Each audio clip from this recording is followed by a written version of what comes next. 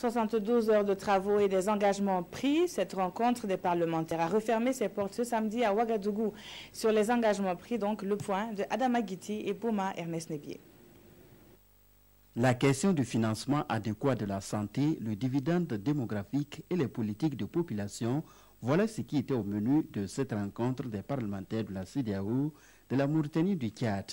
Une rencontre qui s'est terminée sur une note de satisfaction de ses organisateurs. Nous devons, en tant que parlementaires, exhorter et encourager nos exécutifs à créer des opportunités de développement harmonieux et durable dans nos pays respectifs grâce à un financement adéquat de la santé et une croissance maîtrisée de nos populations. Je suis d'autant plus satisfait que nos riches et futurs échanges ont abouti à des conclusions et résolutions pertinentes.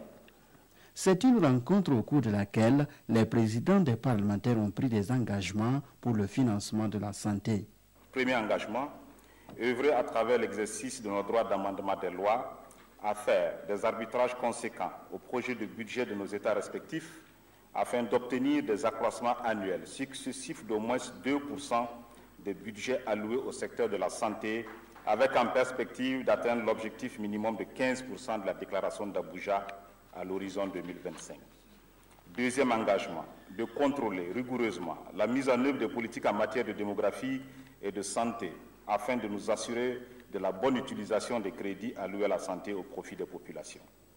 Troisièmement, accorder une attention particulière aux problématiques liées au financement des systèmes de santé nationaux de nos pays, à travers la prise en compte et l'inscription effective de cette question au rang des priorités de nos États respectifs.